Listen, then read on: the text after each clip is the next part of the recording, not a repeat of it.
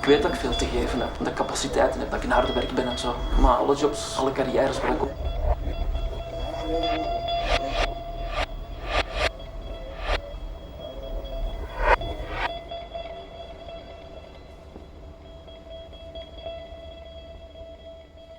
Dit verhaal begint als volgt.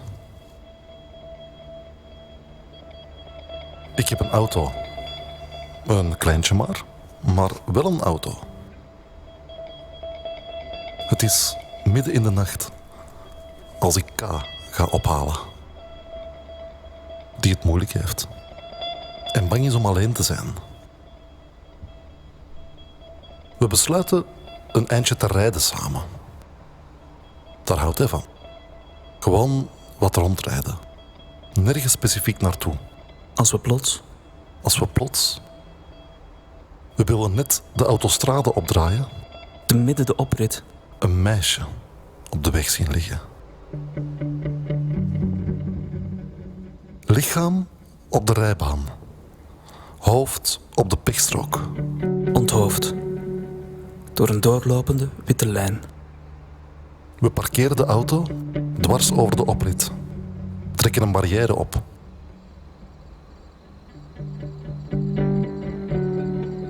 Leef je nog? Vragen we.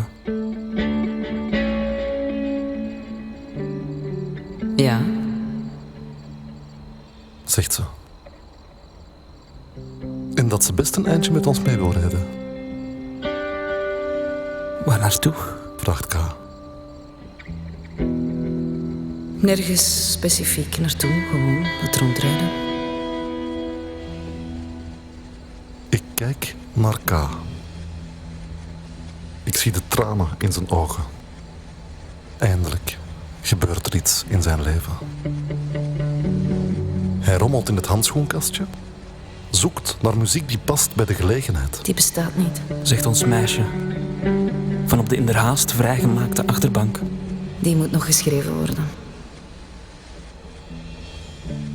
Een uur lang rijden wij, zonder veel te zeggen.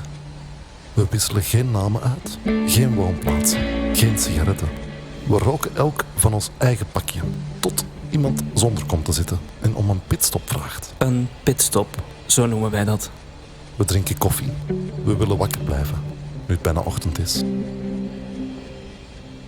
Wanneer moet je op je werk zijn? Vraag ik aan K.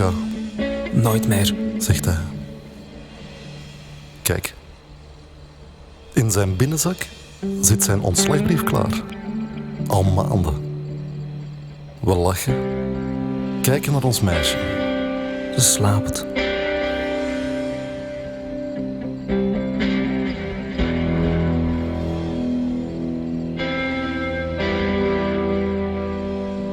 Waar zijn we? Vraagt ze, Waar zijn we? als haar ogen opent. Waar zijn we? Kijk maar. Zee, strand, meeuwen. Mooi. Mooi, zegt ze. Ontbijt? Ja, graag. We weten niet hoe je heet. Zeggen we. Het ontbijt reeds uitgestald. Op het dak van onze wagen. Ze noemt haar naam. Maar jullie mogen S zeggen. En wat deed je daar op die oprit? Was je gevallen of gewoon gaan liggen? Gewoon gaan liggen. Zegt ze. Maar dat het alweer over is. Geen zorgen. Hakuna Matata. K lacht. Hij kent die film. Hij kent ze allemaal.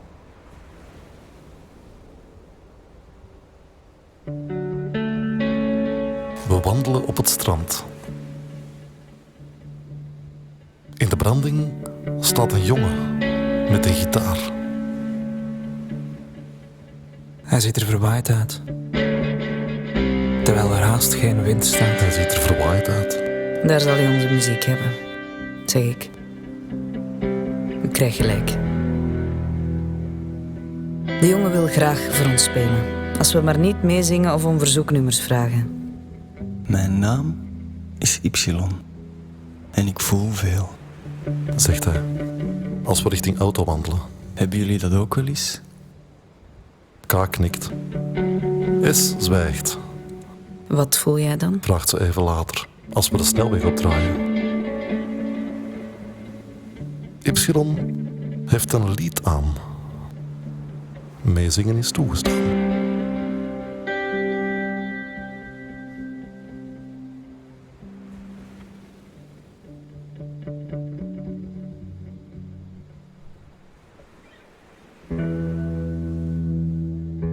Drie op een rij staan wij aan de urinoirs van een tankstation. Onrechtstreeks doet het me aan een scène uit een cowboyfilm denken. K weet besliste welke. Maar ik ben te moe om het hem te vragen. We vervoegen S bij de koffiestand. Wie is er gelukkig? Vraagt K en hij steekt alvast zelf zijn hand op. We kopen autosnoep, Autosnoep. driehoekige boterhammen, Driehoekige boterhammen. Roddelplaatjes. Pakje sigaretten.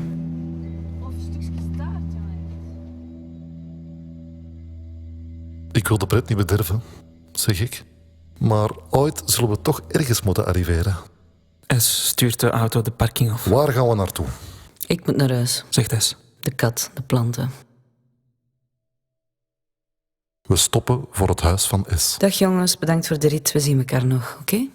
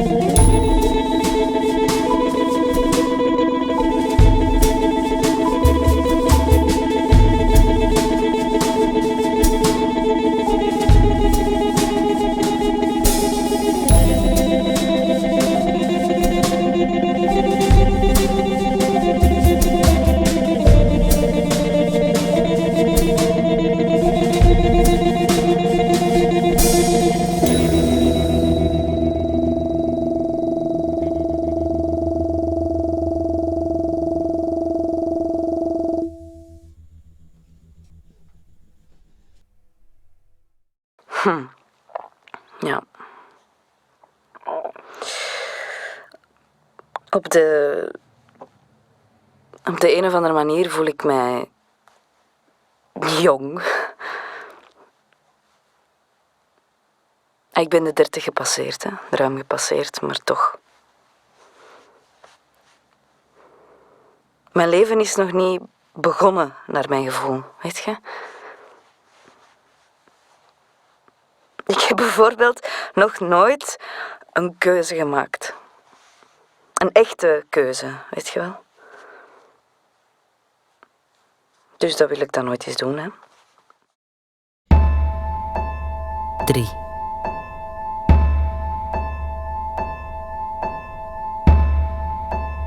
Wij zijn met z'n vieren de Nijl aan het afvaren. Zo noemen wij deze snelweg.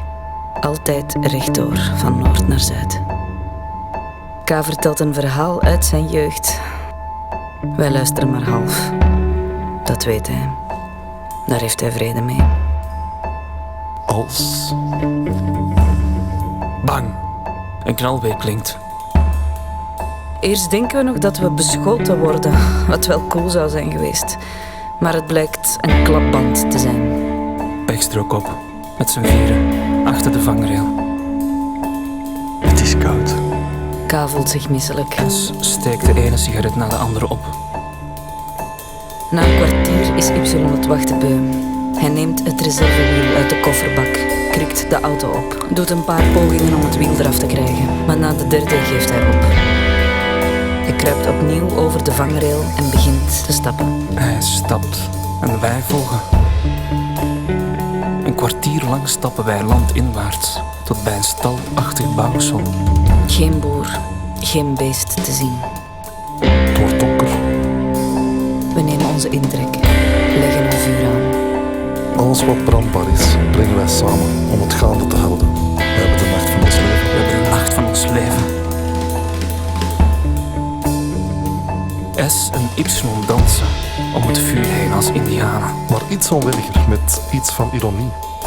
We drinken het weinig whisky dat Y bij zich draagt in een metalen flacon. Ieder 2 slokken volstaat voor complete dronkenschap. Onze verbeelding doet rest. Er steekt een storm op in de verte. Bij elke donderslag huilen wij als Bij wolven. elke donderslag. Wij sluiten een verbond. Wij sluiten een verbond. En dat staat. Die nacht. Wij sluiten een verbond die nacht. En dat staat. En dat er zijn mag.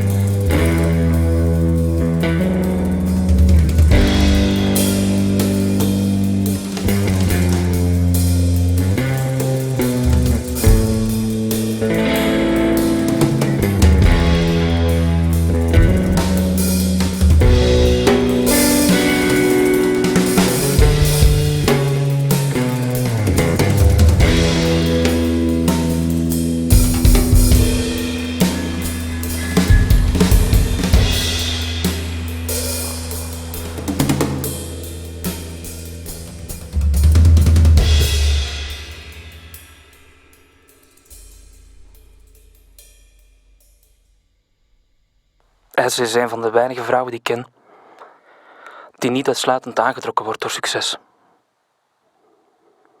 Als ik aan haar denk, denk ik aan liefde. Ik denk zeer zelden aan liefde. 4. Wakker worden.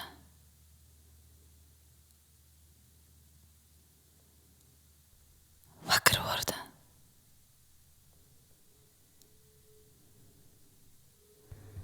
Wakker worden. Wakker worden. Het is tijd. Tijd. Waarvoor? Zie je die rookpluim? Zegt K. Dat is waar onze auto stond. S heeft zijn fakkel gemaakt, is weggewandeld en toen ze terugkwam, lichtte de hemel op. Ik ben onthutst, maar laat het niet merken. Ik wil gaan kijken. K houdt me tegen. Te gevaarlijk, te veel politie en daar een helikopter. En ons kampvuur smelt nog na. K probeert het uit te trappen. We moeten voortmaken. We verlaten de stal op een drafje. Niet veel later bereiken we een bos.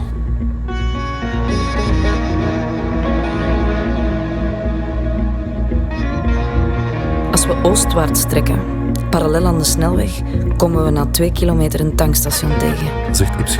Kom aan, tempo. Hij heeft honger. Dat drukt op zijn humeur. Waar heb je die landkaart vandaan? Vraag ik. Uit je auto, Zegt Y. nog snel meegenomen voor we de vlammer injoegen. Ik kijk S aan. Jullie zijn dus met z'n tweeën gegaan, Je sliep. zegt K. Die daarmee zijn aandeel in de aanslag opeist. We gingen het je zeker nog Ik vertellen. ga het je zeker nog vertellen.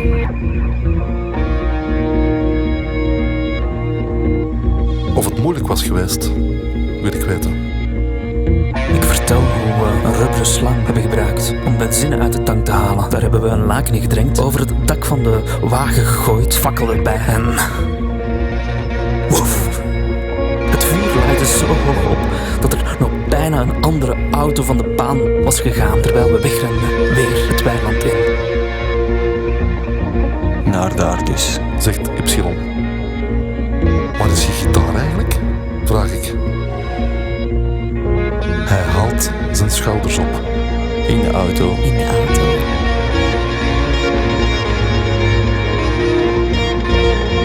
Als we de snelweg weer bereiken, na goed een uur stappen en ploeteren en doen, zien we dat het tankstation zich aan de andere kant van de baan bevindt. 2 keer 3 rijstroken scheiden ons van ons ontbijt. Steken we samen over of elk apart? Samen. Zonder twijfel. We wisselen een paar blikken, nemen een startpositie in. Nee.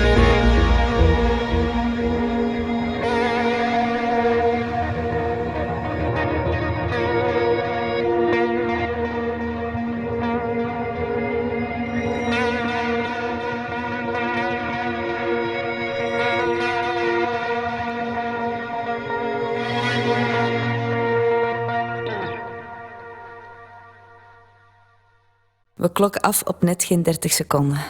We lachen, we hijgen. We hebben het gehaald.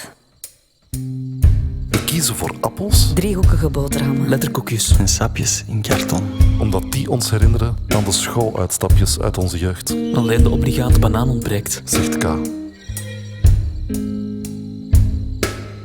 We praten vaak over onze jeugd. Dat valt ons op. We herinneren ons de gekste details, Geen enkele generatie was op jonge leeftijd al zo nostalgisch als de onze. verklaart K. Die er niet uitgeraakt of dat nu goed is of slecht, Het duidt erop dat we iets verloren zijn. zegt S. Onschuld. Probeert K, Toekomst. zegt S.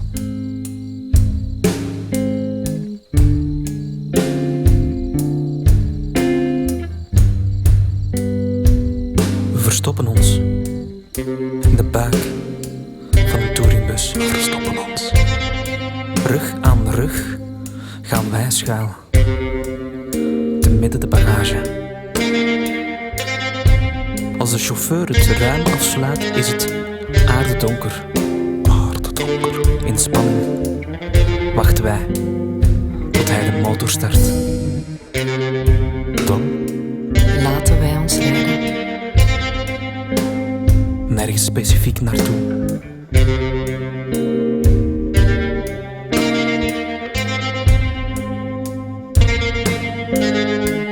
Wat voel je? ik voel een enorme rust.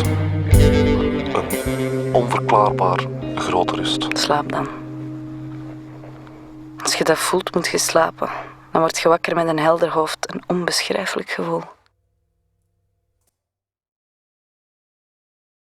We zijn in een stadje dat X heet en er erg uitnodigend bij ligt. Ja, hallo? S belt haar buren Oké, nee. Ja. dat ze een paar dagen langer wegblijft Ik blijf een paar dagen. dan voorzien. Hallo? Ja? En of zij haar kat eten zouden willen geven. Kunnen jullie mijn kat? Ik weet dat jullie geen sleutel hebben, Hallo? Ja? maar wel een ladder. Als je daarmee over het muurtje klimt, ben je zo binnen. De keukendeur is nooit op slot. Ze zien het niet zitten. Nee? Wij zijn te oud voor dat soort kuren, zeggen ze. S dringt aan, maar nee is nee. Nee. Voortijdig keren wij naar huis terug. Ik koop alvast een blikje kattenvoer in de supérette naast het station. De hele terugweg zit K te mokken en te broeden op een plan.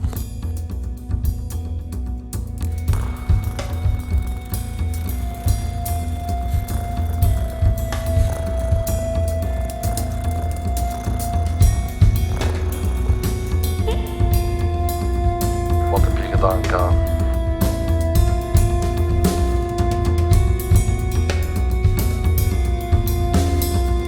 Wat heb je gedaan, K?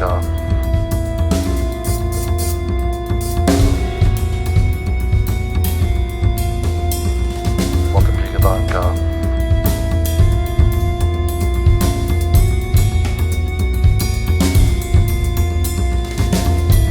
Later die dag belt Esma op dat haar kat verdwenen is.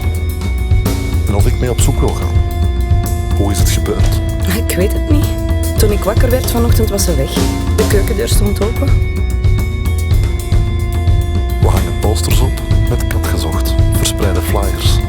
K komt helpen. Wat heb je gedaan, K? Vraag ik, als we even alleen zijn. Ik kijk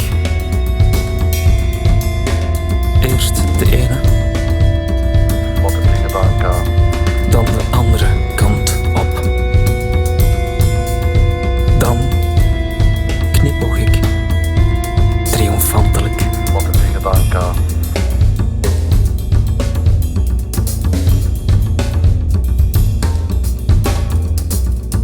De eerste paar dagen trekken we er niet op uit.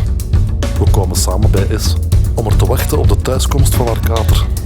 Wij herontdekken Scrabble Yahtzee. en Mastermind. Hadden we maar een ladder. Zegt Y op zeker moment. Dan kon ik bij het bakje van de kabeldistributie op de gevel van je buren. Een kleine ingreep en we hebben alle kanalen. In plaats van dat ene waar we nu al dagen naar kijken zonder iets te zien. Ik wend mij tot K. Ik ben zo terug. Wat heb je gedaan, K?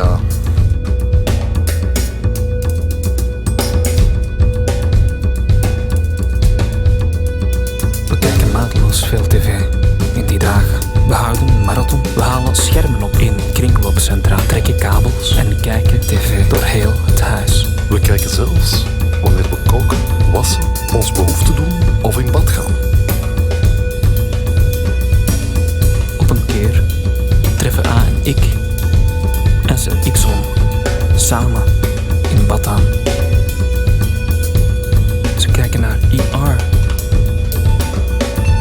Ze zijn naakt. Zo hoort dat. Als je in bad gaat. We praten erover. Lange tijd. En besluiten dat het oké is om elkaar naakt te zien. Zolang het daar maar bij blijft. Zolang het daar maar bij blijft.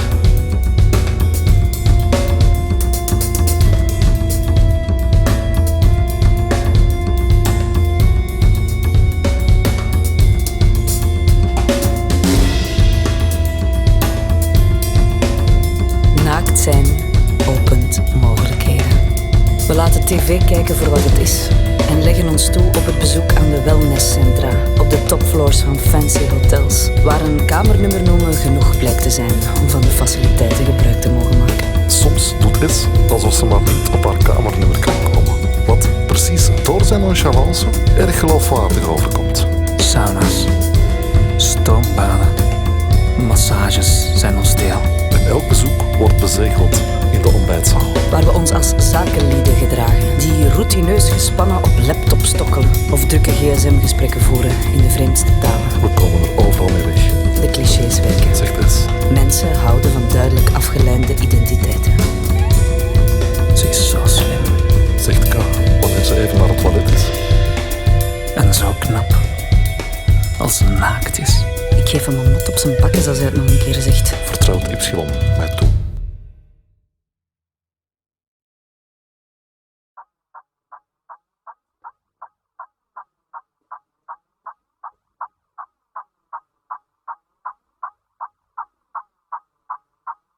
We slenteren langs de straten van onze stad.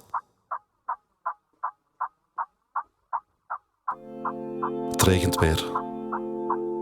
Het regent vaak als wij op pad zijn samen. Dat valt mij op.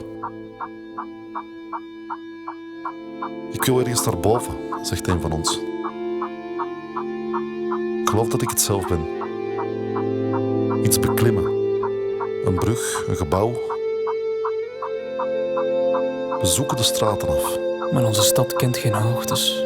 En alles bijeen ook weinig laagtes. Het is een gemiddelde stad. Daarom dat de mensen hier graag wonen. Zullen we iets gaan drinken? Dat is goed.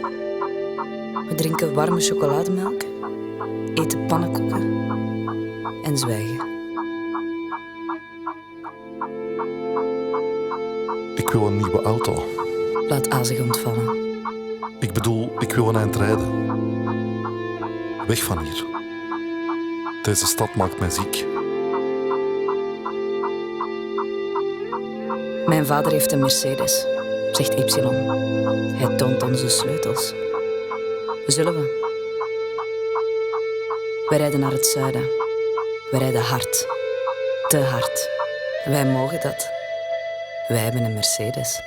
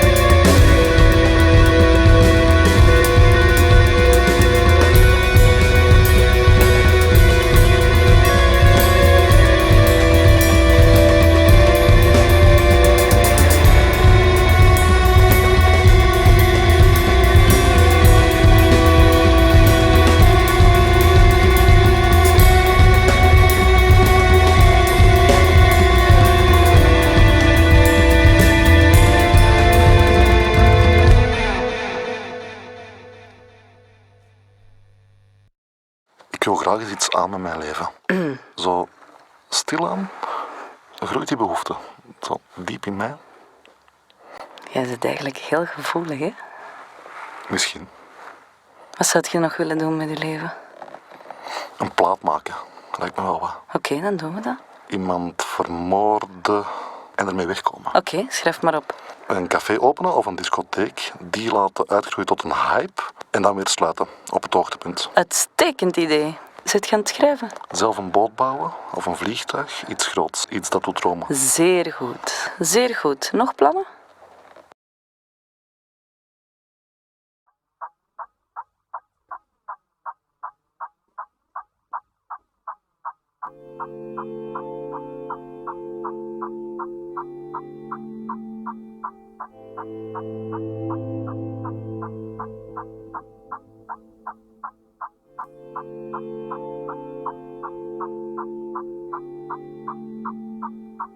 We zijn in een boom geklommen. Een grote. We zagen hem staan. Van op de snelweg. Eerstvolgende afrit genomen. Meer dan een uur gezocht wel. Maar we zijn er nu. De boom lijkt niemand toe te behoren. Geen hekwerk. Geen omzoming. Geen begrenzing. Het uitzicht boven is de moeite. Het gevoel van vrijheid is totaal. We maken foto's voor het nageslacht dat wij misschien ooit zullen hebben, Stel je voor, zegt K. Ik stel me een kleine versie van hem voor. En moet lachen. waarom lach je? Niks, gewoon. Het wordt laat. Het wordt laat. Waar slapen we? A en ik rijden een naburige steenweg af. Op zoek naar proviand. In een kampeerwinkel kopen we een grote tent. En een kooksetje op butagas. We eten worstjes. Die we op een stokje boven het vuur houden. Drinken bier uit blik in onze boom. Het kan altijd beter, maar niet veel beter. Laat iemand zich ontvallen. Ik weet niet meer wie. En dat is meestal Een goed teken.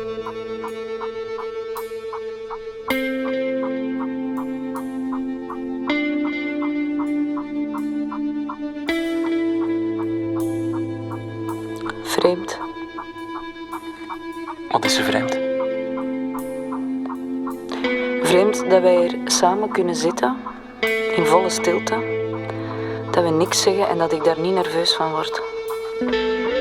Als je er niet nerveus van wordt, wat word je er dan van? Ik weet het niet. Rustig? Nee, zeker niet rustig. Vrij van zorgen? Nee, sorry, gek. Wat dan? Wat voelt je dan? Goesting om te sterven. Ik heb zin om dood te gaan als ik bij u ben. Ik snap het compliment niet. Ah, je zit op een compliment te wachten. Nee. Ik bedoel ja. Blijkbaar. Wel, ik vind u lief. En tof. En ook al begrijpt je me niet, toch wilt je bij mij zijn. Dat vind ik echt... Ja, dat is echt... Ik probeer de tent nog op te zetten. Maar het lukt me niet. Dronken. Wachten wij de ochtend af.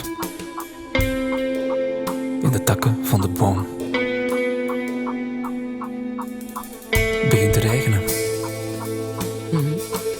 We gaan in de auto zitten.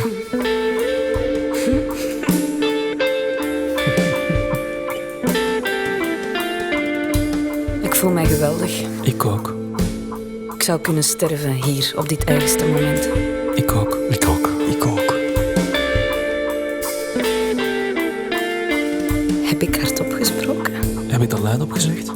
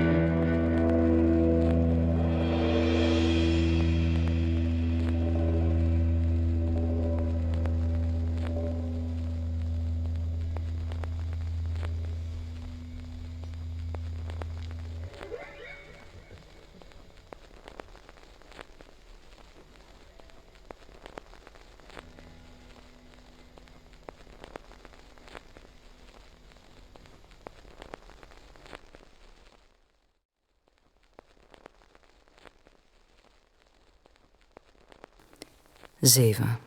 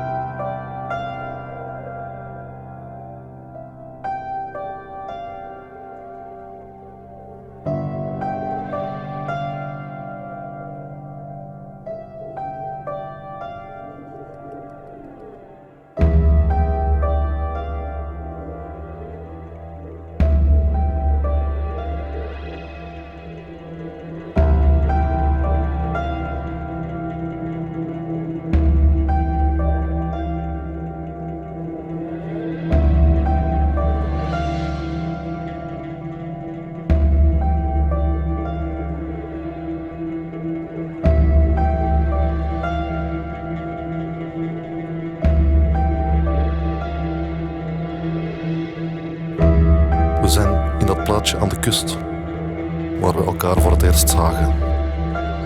In de hoop er de magie van weleer terug te vinden. We eten pannenkoeken en zwijgen. Het wordt tijd om de Mercedes te dumpen, zeg ik. Maar waar? Ik kijk de groep rond. Het blijft stil. De oprit van mijn vader met de sleutels netjes in het contact. Zegt Y. Ik begrijp het niet, zegt A. Ik begrijp het niet. Waarom moet de ene auto in vlammen opgaan en blijft de andere zo lot bespaard? Jij begrijpt ook niet veel. Zegt Y. Hij stond je in de weg, zeg ik. Hij remde je af. Jullie hebben te veel films gezien, zeg ik. Hij probeert boos te klinken, wat niet zijn sterkste kant is. Ik ben weg. Zegt hij. Ik heb genoeg van jullie. Ik ben weg. En voegt de daad bij het woord.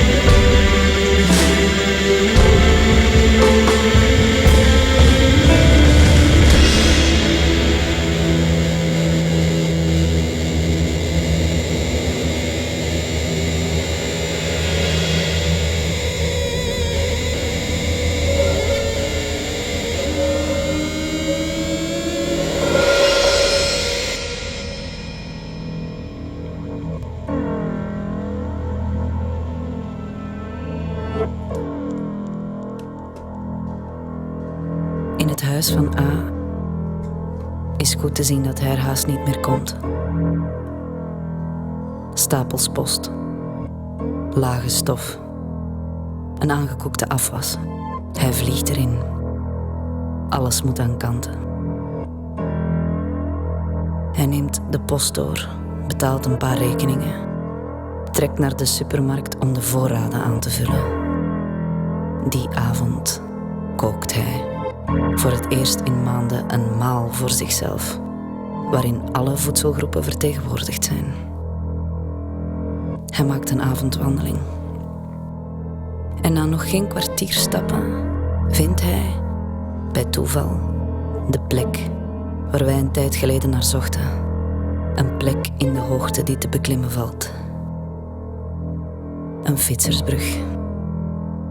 Over de grote ringweg die de stad scheidt van de rand. Hij houdt halt in het midden. Kijkt naar de stroom auto's en vrachtwagens die onder hem passeert. Een half uur later blijkt hij er nog steeds te staan. Al die tijd heeft hij aan de 3 anderen gedacht. Dit moeten zij ook zien.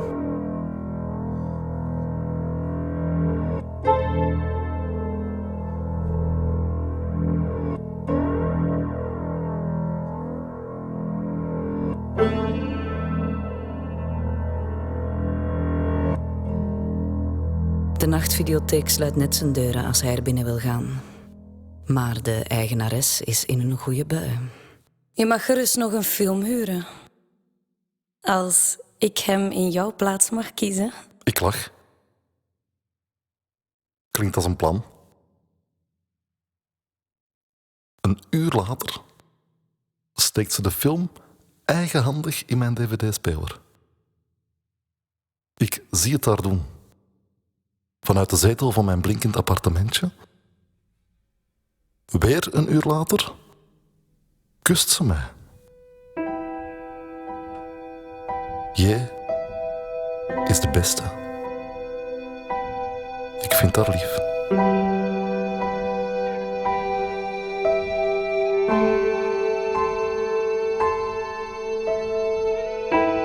Ik vertel haar over onze groep. Dat we geen leider hebben. Dat we ons nergens specifiek tegen afzetten. Maar ook nergens in participeren. Dat we weinig praten. Praten weinig. Maar des te meer voelen. We voelen veel. Dat we er zijn voor elkaar. Dat we nu eens drugs nemen of aan de drank gaan. Aan de drank. En dan weer compleet nuchter. Compleet nuchter. Door het leven stappen. We zijn geen secte. We zijn geen secte. Dat we geen secte zijn. We zijn geen secte. Geen politieke groepering. Maar ook geen onschuldige vriendenclub. Geen onschuldige vriendenclub. Ik denk dat we samen zijn omdat we nergens anders bij horen. Omdat we niet weten wat we anders zouden moeten doen. Waarom ben je er eigenlijk uitgestapt? Vraagt je. Je verdedigt ze met zoveel vuur. Ik zwijg. Kijk haar aan. De mooie J. Alles erop en eraan.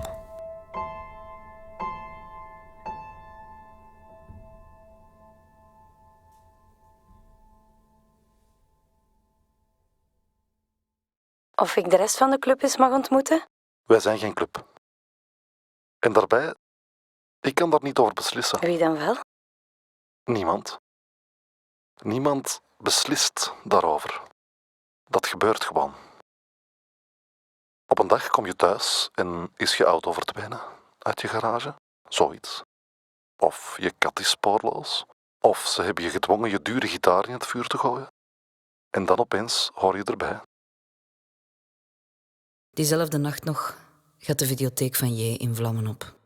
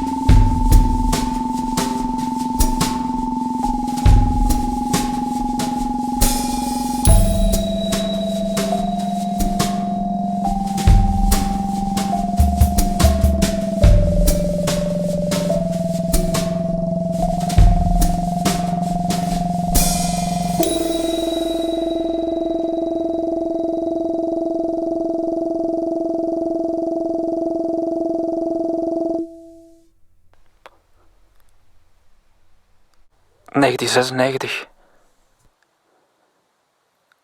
Dat was mijn jaar. Mijn huid was zo gaaf. En mijn haar ging altijd uit zichzelf in de plooi liggen. Ik deed veel aan sport in die dagen. Zwemmen. En judo vooral. In navolging van onze atleten in Atlanta.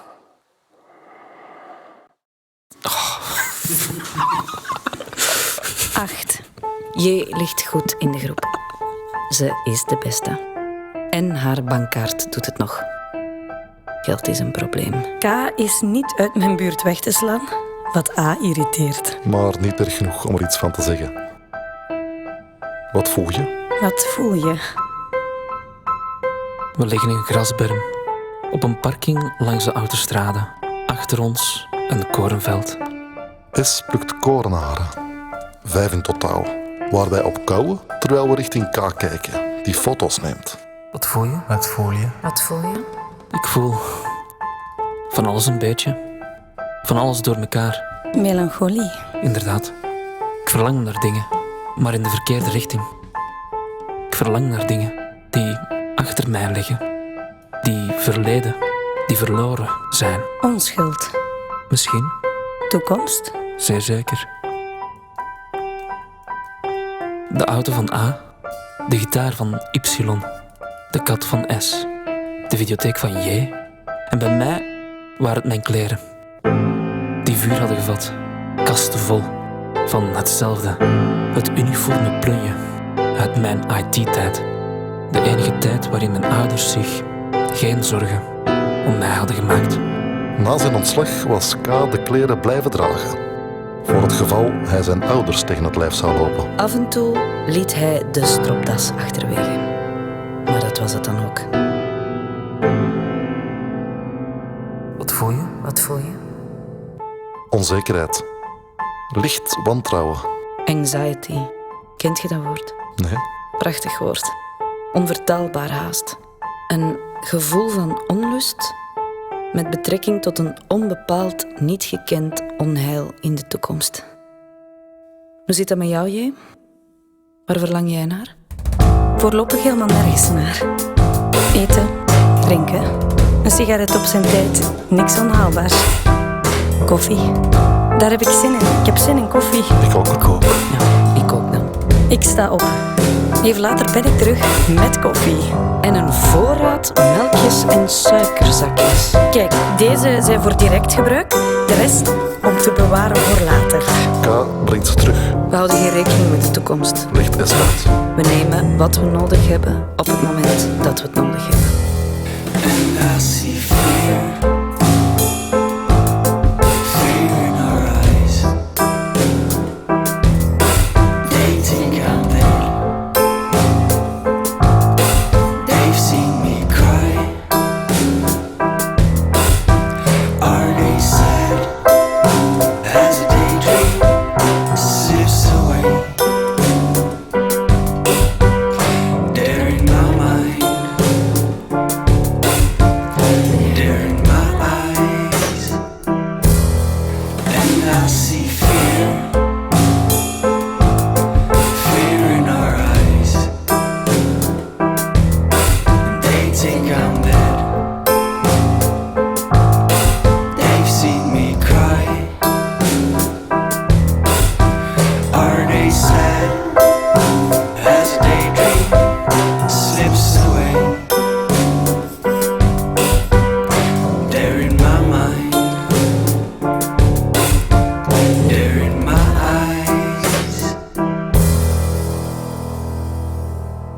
9, We zitten er bijna door. zegt J. Door je geld? Ja, ik kan nog €300 onder nul. En dan is het gedaan. We vullen de tank van onze geleende auto. Op de city van het tankstation ontwaren we een hotel. Wat denken jullie? Zullen we hier overnachten? Dichter bij Amerika zullen we nooit geraken.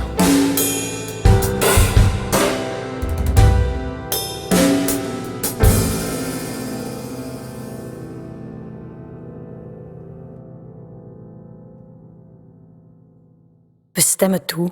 Delen 2 kamers. De meisjes bij elkaar. De jongens. Een ouderwets concept dat, zoals wel meer ouderwetse concepten, geweldig blijkt te werken. Pyjama party. Onderbroeken lol. Veel gegichel ook. De slappe lach. We halen heel veel bier en wijn in huis. En drinken ons een ongeluk. Tussendoor kammen we de omgeving van het tankstation uit. We jagen de talrijk aanwezige perverten uit de bosjes. Kom aan! Maar niet zonder ze eerst van hun kleren te beroven. Van hun portefeuilles ook. Zo nu en dan is er eentje die ons opzoekt in onze hotelkamer en een bod doet op zijn spullen. Zijn privacy. Zijn goede naam.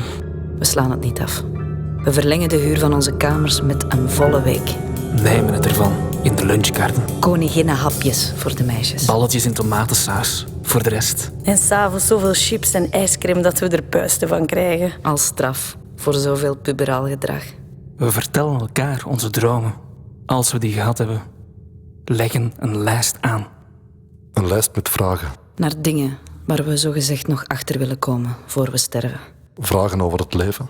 Over de dood. Over de toekomst. Waar we ons al maar moeilijker een voorstelling van kunnen maken. Jullie wonen al een tijdje in dit motel, vlakbij de snelweg. Waarom voelen jullie zich aangetrokken tot deze plek? Vlak bij mijn huis is er een fietsersbrug die de grote ringweg overspant. En met die plek heb ik iets gelijkaardigs. U dat perfect stilstaat, terwijl onder u de wereld aan u voorbij raast. Stilstand en beweging tegelijkertijd. En dat heb ik hier met deze plek ook een beetje. De snelweg ligt hier op 100 meter, zoiets. Eten, drinken, slapen hier, terwijl dat een eindje verderop de wereld onophoudelijk aan ons voorbij raast. Zonder dat wij er per se iets mee te maken moeten hebben. Is er nog wel de wereld? Dan kennen we niet, maar wij doen niet meer mee. Een soort van escapisme eigenlijk. Nee, escapisme impliceert dat je een ontsnappingsmogelijkheid vermoedt. Terwijl wij beseffen heel goed dat er geen ontsnappen aan is.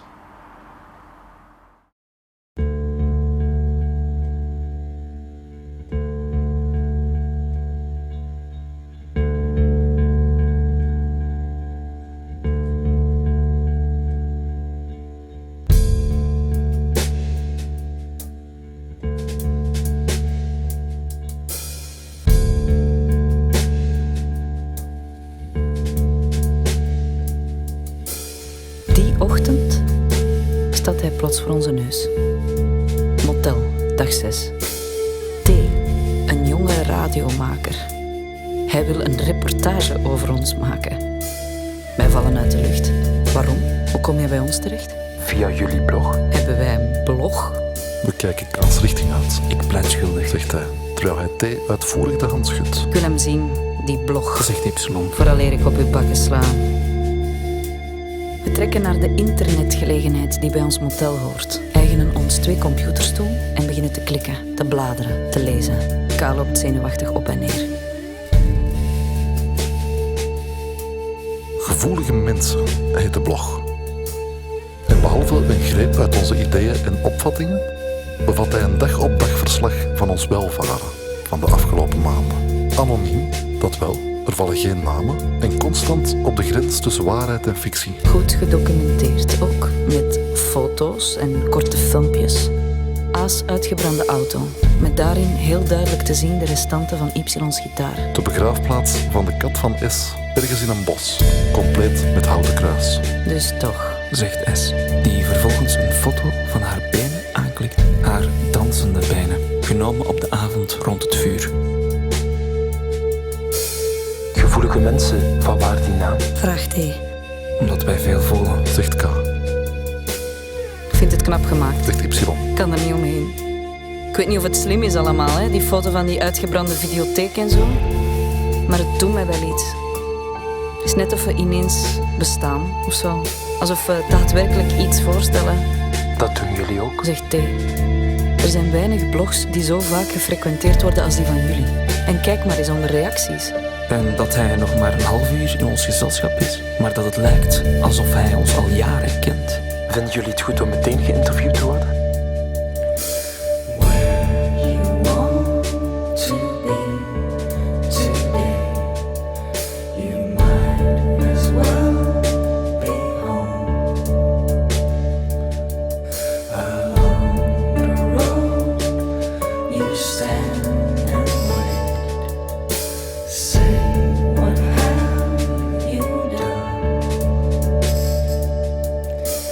I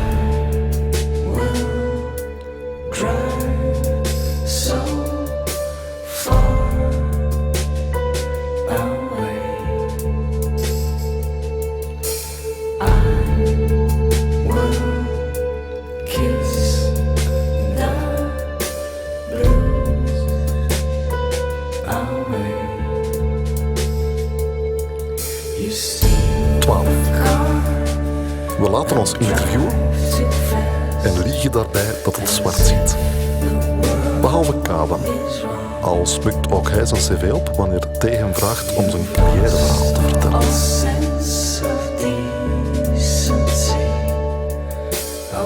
Gevoelige mensen, het is wel een rare naam voor een nihilisten. Maar dat zijn wij ook niet. Wij geloven in dingen. Het is de levenswandel die ons aanspreekt. Het is een vredevolle manier van omgaan met onvrede. En dat compenseren jullie dan door minder afhankelijk te worden van spullen. Ja, niet alleen van spullen, hè. Ook van gewoontes, van stramine. We willen eigenlijk gewoon aan het stuur zitten van ons eigen leven. Kom eens in mijn kamer. Ik wil je iets tonen. Jij is naakt onder haar t-shirt. Ze wil vrijen. De anderen zijn gaan eten. Nu is het moment. Kom op het bed. Ik kijk er al dagen naar uit. Ze maakt mij rits open. Ongeduldig. Ze wil mij in haar voelen.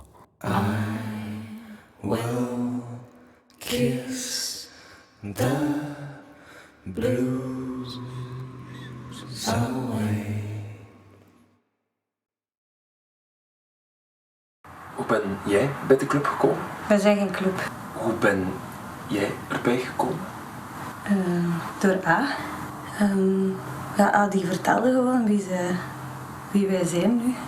En ja, dat klopte gewoon. Niets anders telt nog dan dit, denk ik. Toen dat hij over de groep sprak, dacht ik, ja, dat wil ik ook zijn. Dat wil ik ook doen. Ja. Zijn er regels bij de gevoelige mensen? Nee. Allee, ja.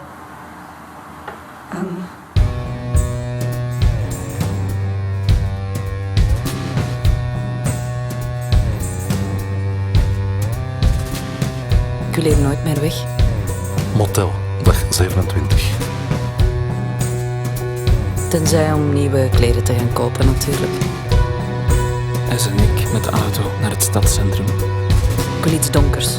Kooltruien en dergelijke meer. Hetzelfde voor iedereen. Ik dacht dat we hier alleen voor jou waren. Verkeerd gedacht. Kom. Die avond proberen we alle spullen uit.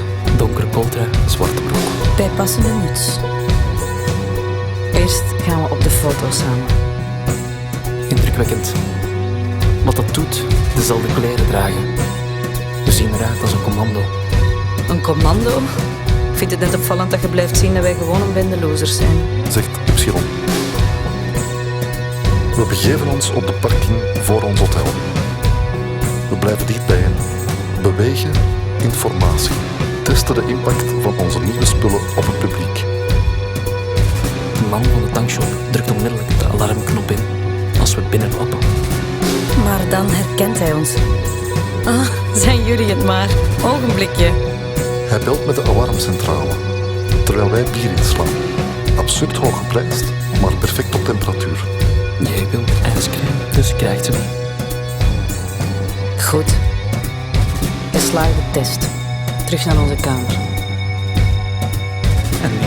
En nu? En nu? Wat zijn de plannen? Iets doen. Ik weet nog niet precies wat, maar ik wil iets doen. Hoe zit het met jullie?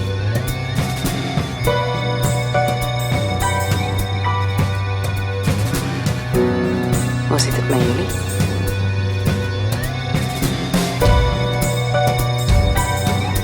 Iets doen. Ik wil iets doen. Hoe zit het met jullie? Kom even mee, zegt jij. Ik vervoeg haar in de vrouwentoiletten. Kijk. Een zwangerschapstest. Ja, Ik ben zwanger. pardon, Ik ben zwanger. zwanger. Zoals in, ik verwacht een kind. Oké, Van jou. van mij. Van jou. Ah, van mij. Wat is hierop uw reactie? Zegt jij. En ze duwt me een denkbeeldige microfoon onder de neus. Ik weet het niet. Ik weet het niet. Antwoord ik. Geheel naar waarheid.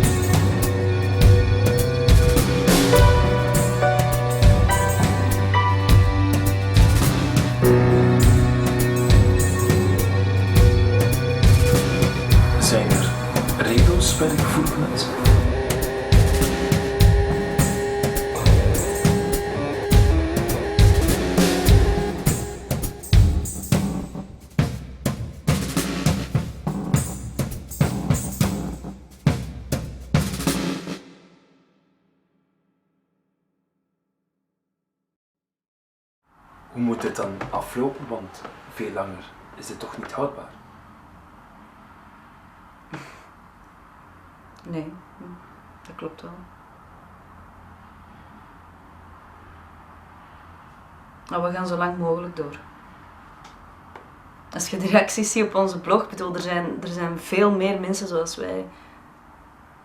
Er staan soms echt wanhoopskreten tussen. Echt letterlijk oproepen om hulp. Als we daarop in zouden gaan, dan zouden wij kunnen uitgroeien tot een soort A-team, nieuwe stijl. En dat idee spreekt mij wel aan. Alleen het ene moment wel, de andere wat minder. Of gewoon doodgaan blijft ook een optie natuurlijk. Doodgaan, is dat dan een idee dat ook jou aanspreekt, Ka? Ja. Ja, best wel. Ik ben op alles voorbereid. Bedoel je niet, ik ben tot alles bereid?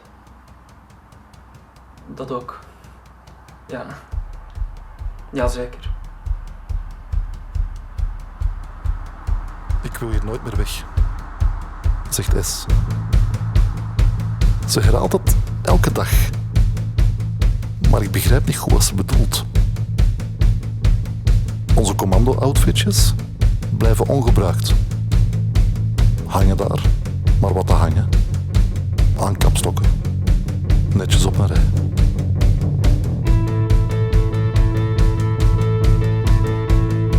Dat we een hit zijn op het internet helpt niet echt. En straks zijn we op de radio. Straks zijn we op de radio. Zegt S. Allee, kom, allemaal de auto in, dit willen we niet missen. We volgen haar naar buiten. Jij blijft in haar kamer. Met hoofdpijn.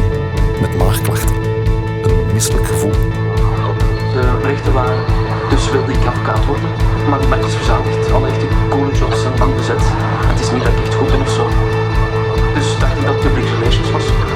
Dan heb ik een stage gedaan, maar het was zo vervelend dat ik goesting kreeg om mijn avond zo te snijden. Ik weet dat ik veel te geven heb en de capaciteit heb, dat ik naar de werk ben en zo. Maar alle jobs, alle carrières waar ik ooit mee begonnen ben, die waren zo leeg. En heel mijn leven lang zit ik te wachten op die bliksemschicht die alles duidelijk maakt. Antwoord, ik besloot niet mezelf, zeggen ze. Maar ik geloof in belangrijk. Helemaal niks in mij besloten. Als we klaar zijn met luisteren, weet is het heel zeker. We moeten nu iets doen. Nu is het moment, het kan echt niet lang meer duren of we hebben de politie achter ons aan. Stel je voor, de politie. Elke dag zijn we weer een stukje dichter bij Amerika. Zegt K, die de verfilming al voor zich ziet. Hoe moet het dan aflopen? Want veel langer is het toch niet houdbaar? We gaan zo lang mogelijk door. We gaan zo lang mogelijk door. Er zijn er meer zoals wij. We kunnen ook gewoon doodgaan natuurlijk, dat is ook een optie. Wakker worden. We kunnen ook gewoon doodgaan. Wakker worden.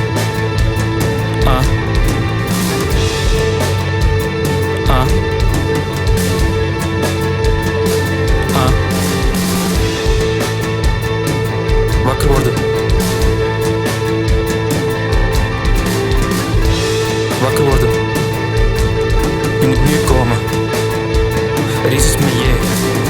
Ze bloedt. Ze vraagt naar jou. Het kind. Er is iets met ons kind. Kind? Welk kind?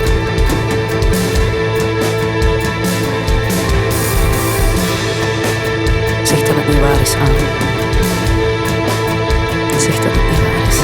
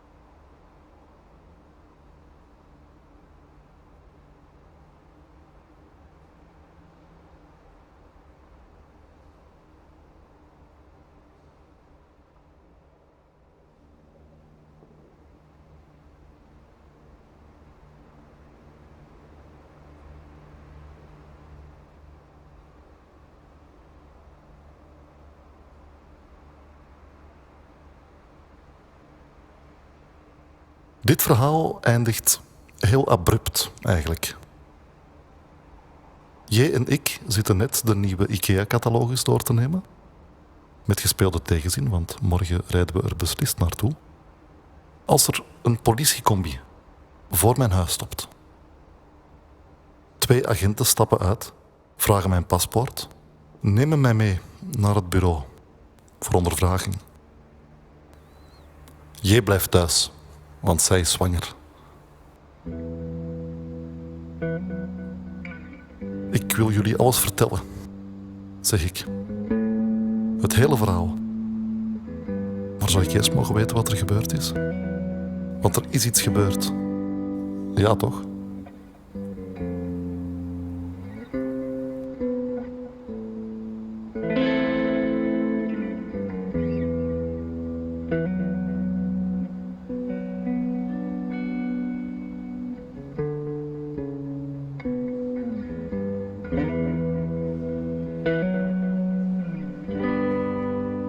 Ze hebben het lichaam van S gevonden.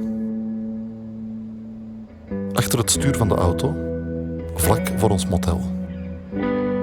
Y naast haar. En K, die beste K, in zijn eentje op de achterbank.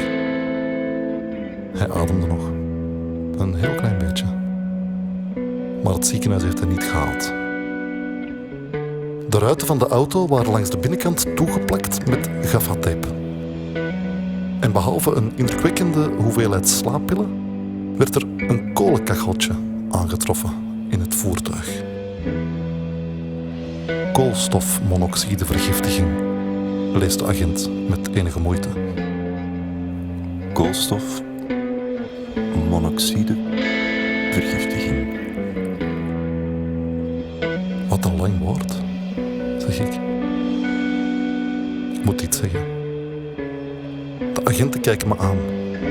Zeggen dat ze me verstaan. En of het oké is als ze nu starten met de ondervraging. Gevoelige mensen. Van waar die naam? Omdat wij veel voelen, zeg ik. De agent links kijkt zijn collega aan. Hebben jullie dat ook wel eens? Vraag ik. Ja. Ik weet wat je bedoelt. Ik ook.